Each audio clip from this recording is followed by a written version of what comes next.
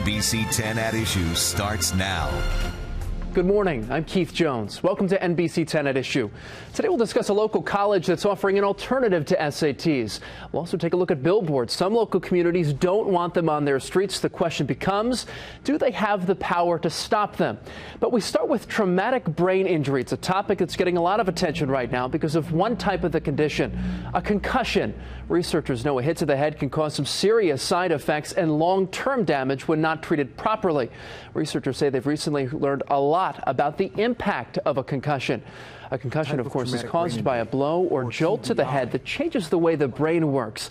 Symptoms can range from mild to severe, affecting problem-solving, memory, attention, and behavior. Having a second concussion before the first is fully healed can cause more serious and even dangerous impairment, sometimes death. The Food and Drug Administration recently warned that some companies are exploiting the fear of concussion. The Federal Health Agency says it's taking action against companies that offer unproven or untested ways to prevent or cure concussion. The FDA says the public shouldn't take dietary supplements that claim to treat the condition or decrease recovery time. Such claims are false and not backed by scientific evidence. To help separate the fact from fiction is Dr. Rob Franks. Dr. Franks is the medical director of sports concussion at the Rothman Institute. Thank you so much for joining us. Thank you for having me. I appreciate it. First question for you. With the popularity of the NFL, we're learning more and more about concussions. What are some of the misunderstandings, or at least misconceptions? I think when you think about concussion, at least people of my generation, if we got hit and we had a headache or we were dizzy, if we ran to the right sideline, we weren't concussed. It's a lot different now. Now it only takes really one symptom that lasts a little bit longer and you fall into the concussion category. So it's much different than in the past. Yeah, a lot has changed too. What is the latest research on concussions? We're looking at research into what happens with the cumulative effects of concussion, meaning you get concussion, then you recover, then you get a second, and then the third. We're looking at what happens to you in the intervening years from when you've stopped your professional career, and then you have these cases in the media that you see of people who are having symptoms 20, 30, 40 years out. We're also looking at designs of safety equipment. We're looking specifically at helmets, and should certain sports have helmets and that don't have them previously, and helmet design. What makes for a great helmet, and what's the very latest addition that kids can look forward to, or at least that parents could look out for? There's a lot of research being done by a lot of the helmet companies to try to change the design and the ability to absorb impact of a helmet. Helmets were designed originally to prevent skull fractures and to prevent bleeds in the brain. What we're trying to do now is see if we can redesign them, use different alloys to change the impact to them so they can actually help with concussion. The issue with a helmet with concussion is that you may have the best fitting helmet, but if you think about the brain is in the skull, kind of like that ball is in the paint can that you shake up. Sure. And that ball whipping around that can is exactly what happens to the brain when you hit. You may have a helmet that's hitting great and takes the impact. But as the brain moves forward and back in that fluid, it is still moving around, and that's a lot of times when it ends up creating the symptoms. Is there any sport that's worse than another? You think obviously football, because we hear about it most there. Hockey being another. Soccer. Is there one over another? There's really not. I mean, a lot of times patients will come in the office and they'll say, well, I don't want my kid playing football because I'm seeing everything in the media. But a lot of times, if you looked at the World Cup this year, I mean, there were a couple of cases, right out there of, obvious concussions and their impact, that was exposed to the entire world. People say, well, soccer's safer, wrestling's safer. There's collisions in soccer. There is contact of the head against objects in soccer, not to pick on soccer, same as with wrestling. Sure. It's any sport where there's contact or collision that we worry. And last question for you, really quick. I just wanted to ask you, what about sideline testing? Is the fact that there's more awareness about it, is that something that we're going to see a lot more of, especially at the younger level? At the younger level, we're becoming more and more aggressive in terms of testing. There is a standard concussion assessment that we do that's pretty much done from the professional level down through the elementary school level. But we've been adding to that. We're looking at visual acuity. We're looking at this particular concussion assessment. We're looking at cognitively how the brain is working. We're looking at balance and coordination. So we're putting a lot of different things together that we look at in the office and applying it now to the sidelines. Certainly something that coaches have to take note of, also parents out there as well. Dr. Rob Franks, thank you so much for joining us. Thank you for having me. I appreciate it. Some college football teams are trying a new way to keep its players safe from the threat of concussion. The Manchester University football team, for instance, in Indiana, paid about $5,000 to put special sensors in the helmets of about 24 athletes. The sensors identify the name and number of the player involved in a big hit. It then records the time of the incident so that staff can go back, watch video of practice or a game to see the hit in question. The devices also send alerts to the team trainers on the sideline when a hit or a series of hit registers above a certain threshold. The player is then checked for evidence of a concussion. He might need to come out of the game even if he doesn't want to. But yeah, that's exactly what we're trying to use this software for, is not necessarily to diagnose a concussion, but to make sure that people that had a blow and not reporting that to the sideline doesn't go back into the game. It's hard to argue with that technology. Joining in on the discussion now is Steve PILTCH. Steve is head of school at the SHIPLEY School, a private coeducational school from pre-K through high school in Bryn Mawr. Thank you so much for joining in the discussion. My privilege. We appreciate it, Steve. Thanks for having me. First thing we're going to talk about, I mentioned it a little earlier with Dr. Franks, the fact that the school is making a big decision, a big step here in banning head balls in soccer. Tell me why that decision was made. Well, first, let me clarify. It's actually the minimizing of heading, particularly at the middle school level, grades 6, 7, 8. But the decision seemed to become a natural one.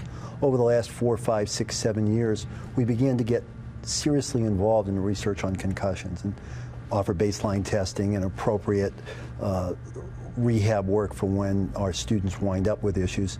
We began to ask, what's happening as the kids are getting younger? If you follow the data, you know that the incident for concussion is increasing for middle school age kids. And if you look at the sport of soccer, one of the primary issues at hand revolves around the fact that kids don't necessarily know how to head the ball correctly, and the clear, dramatic range in physical size makes the prospect of them going up together, a collision, a greater possibility. We asked the question, what could we do? And as we entertained the issue with our coaches, we put out the challenge of finding a way to make it the safest, best it could be, so that in the long run, we could minimize the prospect of injury and maximize the chance that they could play the best possible soccer over time. And collectively, we made the decision to eliminate middle school heading with the idea that we would focus in the middle school with our student athletes, and then at the same time to make sure we're using lighter balls and reinforcing the education associated with it, so that when they get to the place where in high school, I won't say we would eliminate concussions, that's not going to happen. Right. But minimize the prospect of serious injury in a more productive way. Perhaps curb the issue to a certain extent. Dr. Franks, based on your research, hearing this, do you think this is something, at least a decision at the middle school level, do you think it's something that can sweep across the board, that other middle schools, high schools, maybe colleges might pursue it? There's actually a middle school in New Jersey that has been requiring that their middle school kids wear the headgear. The problem is there's no long-term data as to what these programs are actually doing. Talk about minimizing incidents of heading is akin to what we're doing with football. We're only having contact practices maybe twice a week in certain states. The issue really becomes, and with the long-term data that we need to see, is what happens to the technique and how potentially effective is the technique for kids who want to go on through high school and college. From the game standpoint, have you seen any pushback from students, from parents perhaps? We have not yet had pushback from our own students or parents, particularly at the middle school. We, of course, educated people to the decision along the way. What we don't know is how it will really play out in the season yet. I think the doctor hit it right on the nose, is that we don't know what the data is going to bring. Sure. So we made the decision to go this way with the hope of producing some of the data that could be helpful over time to make a difference. We have invited other schools who are playing us at the middle school level to agree not to head the ball in those games. We have not yet had the feedback to know which teams will and which teams won't, but have made the decision that we're going to move ahead with that approach. Yeah. Now, talking about the sensors, Manchester University, we showed that, the fact that they're putting these sensors in their helmets, the new technology they're using on the sidelines to identify big hits, a series of big hits. We made the comment watching that, or at least talking about it before this interview, the fact that we don't know what to do with this data just yet. Is it the same as the decision you're making there to ban head balls? And do you think, you even made the comment, you're going to start using these sensors? Well, in fact, we have made the decision to use sensors at the high school level in all of our contact sports. We don't happen to have football, but in all the other sports. So if you're looking at soccer and lacrosse and basketball and field hockey, and it's a very interesting thing. We have begun work with the sensors. And I think it does parallel the heading decision, and we made them together for good reason. We don't yet know what the data on that will be, but we know we're going to correlate it, or try to, with the data from other schools, perhaps from colleges and universities, as they're beginning to do the same thing. The truth is, as much as we know about concussions or serious brain injury, there's really very little known in advance, and most of the work, I think, is sort of retrospective in terms of the data. Is that? Well, we've been looking at data. Virginia Tech has been doing sensors in the helmets for this is probably their 5th or 6th year now, and I'm colleagues with one of the people who has been the pilot person for that study. And the issue has really become that we understand the accelerations now. We understand the degree of rotations now. The problem is we can't correlate it to the individual person. So an acceleration of a certain degree may cause a concussion in me, but the person next to me may have the same acceleration hit and does not have a concussion. So that's the missing key here. How does this correlate? And why does one person get it and why does one person not? Yeah. Steve, last question for you, too. A school in our area recently hit with a lawsuit from a player who suffered a concussion. Is the school, in effect, trying to avoid any kind of lawsuit, or is this solely based on the safety of students? You know, the lawsuit issue hasn't come up for us. Right. The truth is, I don't think you can guarantee that a lawsuit won't happen.